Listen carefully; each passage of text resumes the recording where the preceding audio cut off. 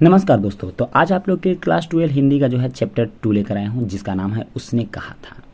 तो इस वीडियो में मैं आप लोगों के लिए जो है इस पाठ का लेखक और उनके बारे में बताऊंगा।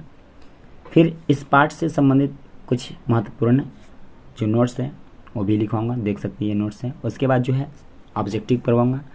चूँकि बुक में ऑब्जेक्टिव क्वेश्चंस नहीं रहते हैं, लेकिन एग्जाम में पूछे जाते हैं, इस वजह से जो है ऑब्जेक्टिव क्वेश्चन भी इस वीडियो में लेकर आया हूँ। इसके सारांश भी लेकर आया हूँ और बुक से जितने भी क्वेश्चन आंसर हैं वो भी इस वीडियो में लेकर आया हूँ। और बाकी का जो है अति लघुत्तरीय जो कि खुद की तरफ से बनाया हूँ, जो कि पीबीआई है, एग्ज़ाम की दृष्टि से काफ़ी महत्वपूर्ण है, वो भी लेकर आया हूँ। तो देख सकते हैं ये इस वीडियो में जो है वो पहले आप लोग को संक्षेप में दिखा देता हूँ कि क्या क्या लेकर आया हूँ। तो ये ऑब्जेक्टिव है जो कि इस वीडियो में बताऊँगा, ये अति लघुत्तरीय है। और यहाँ से देख सकते हैं बुक से क्वेश्चन आंसर है, तो ये सारे बुक से क्वेश्चन आंसर हैं। तो ये भी जो है आप लोग को इस वीडियो में करवाऊंगा, देख सकते हैं।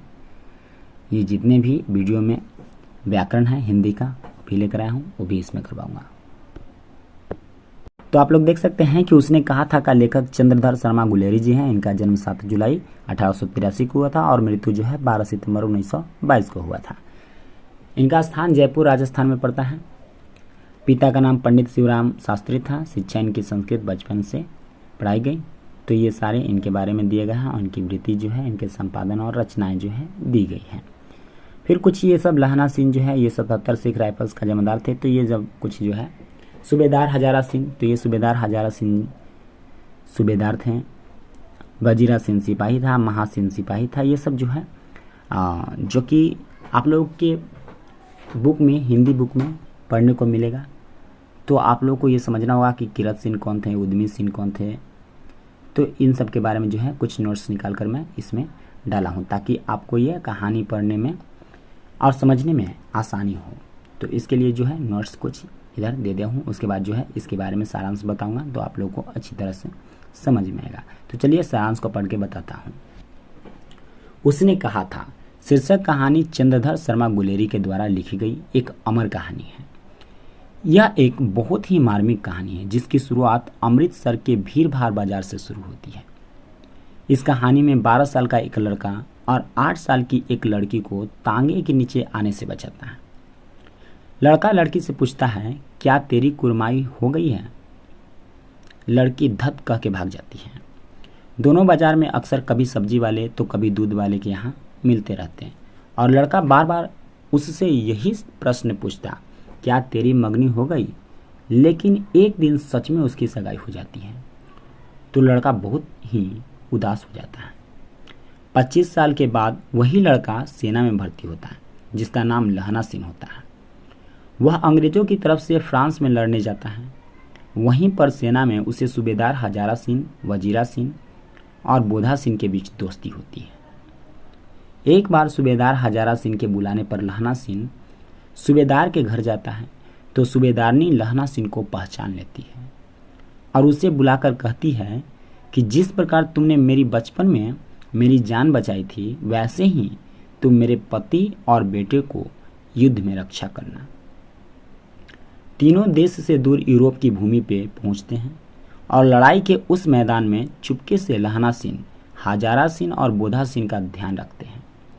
जब बोधा सिंह बीमार होते हैं तो लहना सिंह स्वयं कष्ट उठाकर उसका ध्यान रखते हैं और अंत में युद्ध के दौरान लहना सिंह को जांघ में गोली लग जाती है और सूबेदार को कंधे पर गोली लग जाती है।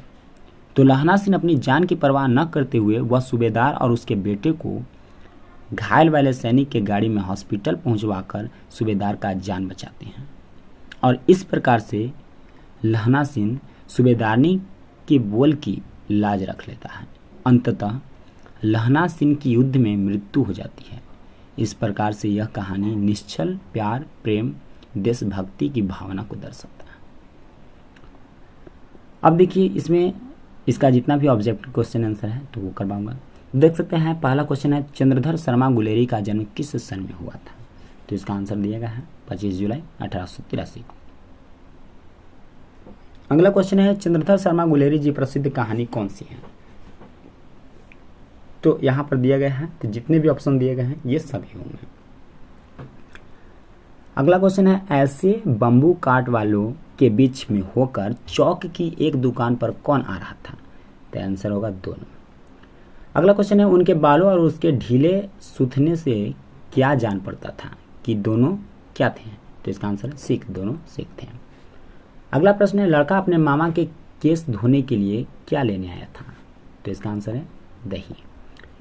लड़की रसोई के लिए क्या लेने आई थी? तो इसका आंसर है बढ़िया।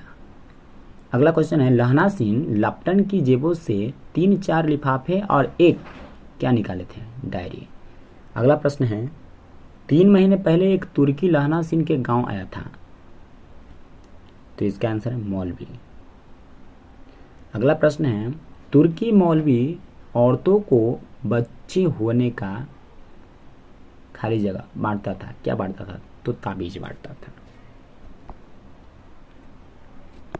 अगला प्रश्न है, गांव का डाक बाबू भी मौलवी के बात से डर गया था। तो इसका आंसर है पोल्हू राम। अगला प्रश्न है, लहना सिंह ने खाली जगह के 2 फायरों ने लपटन साहब की कपाल क्रिया कर दी। इसका आंसर है हेनरी मार्टिन। अगला प्रश्न है, लहना सिंह 7 दिन की छुट्टी लेकर जमीन के खाली जगह की पैरवी करने वह घर गया, यानी मुकदमे की। अगला प्रश्न है, लहना सिंह के गांव का क्या नाम है? इसका आंसर है मांझे। फिर अगला प्रश्न है, लहना सिंह को कितने घाव लगे थे? इसका आंसर है 2। अगला प्रश्न है, जीवन के अंतिम समय लहना सिंह किसके गोद में लेटा हुआ था? इसका आंसर है वजीरा सिंह। फिर अगला प्रश्न है, अचेतावस्था में वजीरा सिंह को लहना सिंह क्या समझता था? तो इसका आंसर है अपना भाई कीरत सिंह। अगला प्रश्न है, लहना सिंह ने कहाँ प्रांत त्यागे? इसका आंसर है फ्रांस और बेल्जियम की सीमा पर। फिर अगला प्रश्न है, लहना सिंह की मृत्यु का समाचार कौन सी सूची में था? इसका आंसर है 68वीं सूची में। फिर अगला प्रश्न है, लहना सिंह की मृत्यु का कारण क्या था? इसका आंसर है घाव, गहरी घाव हो गई थी, इस वजह से वो मारा गया था।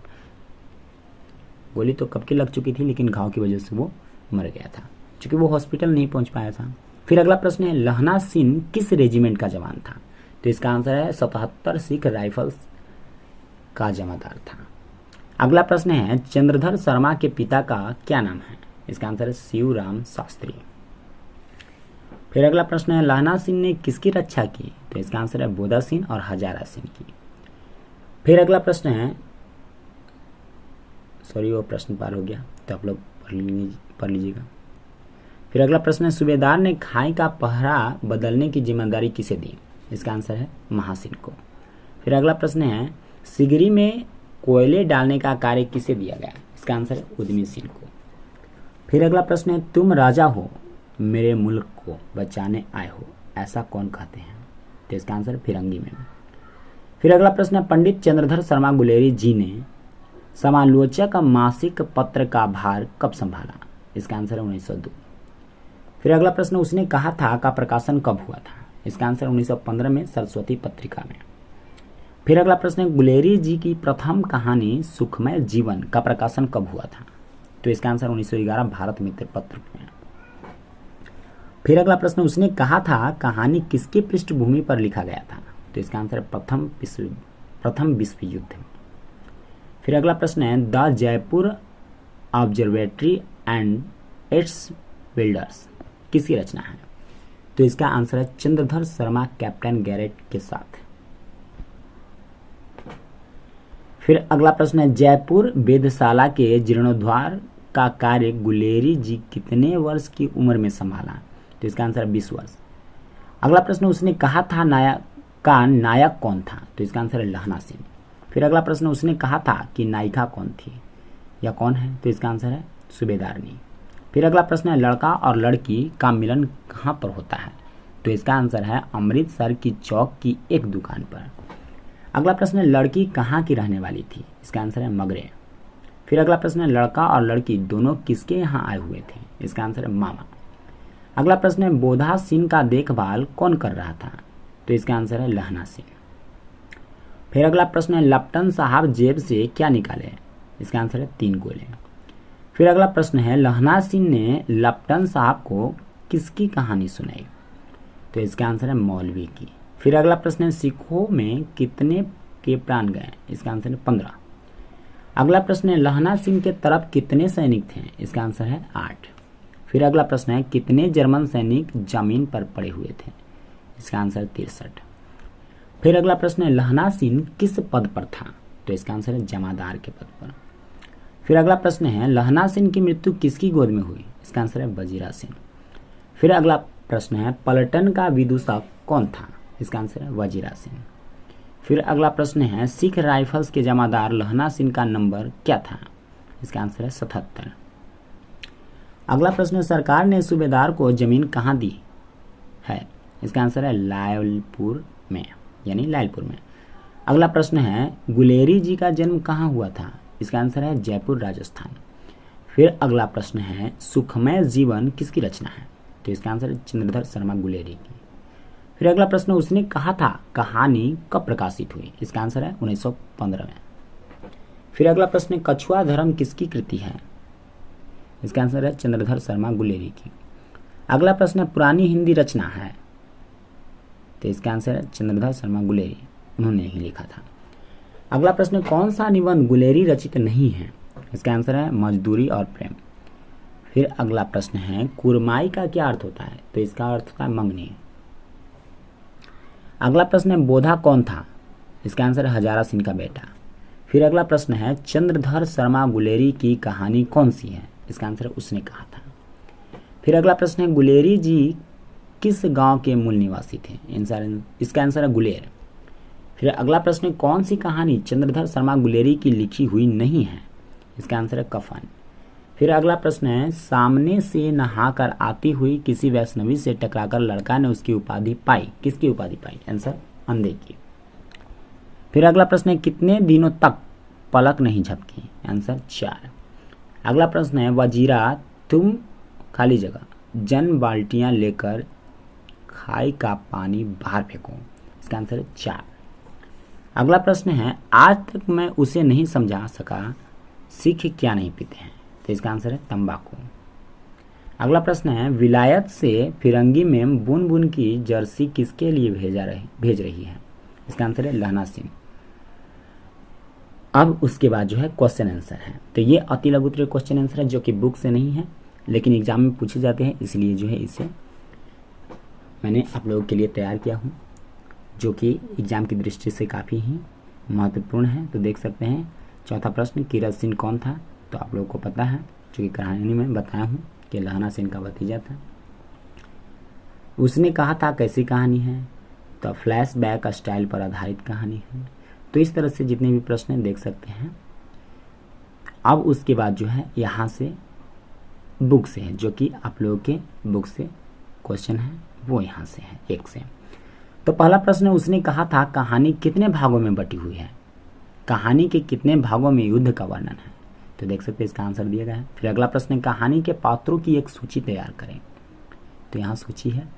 फिर अगला प्रश्न है लहना सिंह का परिचय अपने शब्दों में दें, तो देख सकते हैं इसका भी आंसर जो है कुछ इस प्रकार से दिया गया है। तो इसे आप लोग नोट कर लीजिएगा ताकि याद करने में आसान हो। फिर अगला प्रश्न है पाठ से लहना और सूबेदारनी के संवादों का एकत्र करें, तो देख सकते हैं इसका भी आंसर जो है कुछ इस प्रकार से दिया गया है। फिर अगला प्रश्न है कल देखते नहीं यह रेशम से कड़ा हुआ सालू, वह सुनते ही लहना की क्या प्रतिक्रिया हुई, तो इसका भी आंसर जो है कुछ इस प्रकार से दिया गया है। फिर अगला प्रश्न है जारा क्या है, मौत है और निमोनिया से मरने वालों को मुरब्बे नहीं मिला करते, वजीरा सिंह के इस कथन का क्या आशय है, तो देख सकते हैं इसका भी आंसर जो है दिया गया है। फिर अगला प्रश्न है कहती है तुम राजा हो मेरे मुल्क को बचाने आए हो, वजीरा के इस कथन में किसकी ओर संकेत है। अगला प्रश्न है लहना सिंह के गांव में आया तुर्की मौलवी क्या कहता है था, तो इसका भी आंसर जो है कुछ इस प्रकार से दिया गया है। फिर अगला प्रश्न है लहना सिंह का दायित्व बोध और उसकी बुद्धि दोनों ही अस्पृहणीय है, इस कथन की पुष्टि करें, तो देख सकते हैं इसका भी आंसर दिया गया है। फिर अगला प्रश्न है प्रसंग एवं अभिप्राय बताएं। मृत्यु के कुछ समय पहले स्मृति बहुत साफ हो जाती है, जन्म भर की घटनाएं एक एक करके सामने आती है, सारे दृश्यों के रंग साफ होते हैं, समय की धुन बिल्कुल ऊपर से छट जाती है, तो देख सकते हैं इसका भी आंसर जो है कुछ इस प्रकार से दिया गया है। अगला प्रश्न है मर्म स्पष्ट करें। क अब के हार में यह आम खूब फलेगा। चाचा भतीजा दोनों यहीं बैठकर आम खाना, जितना बड़ा भतीजा है उतना ही यह आम है। जिस महीने उसका जन्म हुआ था उसी महीने में इसे लगाया था। अगला प्रश्न है, और अब घर जाओ तो कह देना कि मुझे जो उसने कहा था मैंने कर दिया। तो इन दोनों का आंसर जो है कुछ इस प्रकार से नीचे दिया गया है, देख सकते हैं। तो इसे जो है आप लोग नोट कर लीजिएगा ताकि याद करने में काफ़ी आसान हो। अगला प्रश्न, कहानी का शीर्षक उसने कहा था क्या सबसे सटीक शीर्षक है? अगर हाँ तो क्यों? आप इसके लिए कोई दूसरा शीर्षक सुझाना चाहेंगे? अपना पक्ष रखें। तो देख सकते हैं इसका भी आंसर जो है कुछ इस प्रकार से दिया गया है। इसे आप लोग नोट कर लीजिएगा ताकि याद करने में आसानी हो। अगला प्रश्न, उसने कहा था कहानी का केंद्रीय भाव क्या है? वर्णन करें। तो देख सकते हैं इसका भी आंसर जो है दिया गया है। अब यहाँ से हेडिंग चेंज है, उसने कहा था भाषा की बात। तो ये भी आप लोगों के बुक से ही है, अपने बुक से इस क्वेश्चन को मिला सकते हैं। निम्न शब्दों से विशेषण बनाएं और उनका वाक्य प्रयोग करें। जल, धर्म, नमक, विलायत, फौज, किताब। तो इन सभी का वाक्य जो है बनाया गया है। अगला प्रश्न है, दिए गए शब्दों के समानार्थी शब्द लिखे। मुर्दा, लहू, घाव, झूठ, चकमा, चिट्ठी, घर, राजा और रचना। तो इन सारों का जो है यहाँ पर दिया गया है। अगला प्रश्न है, रचना के आधार पर इन वाक्यों की प्रकृति बताएं। तो इन सारे को प्रकृति जो है यहाँ पर दिए गए हैं। अगला चौथा प्रश्न है जो है, तो इन सब का जो है प्रकृति बताना है। तो देख सकते हैं दिया गया है इनकी कौन सी प्रकृति है, देशज, विदेशज, तद्भव, तत्सम। तो ये सब दिए गए हैं। तो इस वीडियो में जो है इतना ही। तो आज भर के लिए इतना ही, बाकी अगले चैप्टर का जो है अगले वीडियो में लेकर आऊँगा।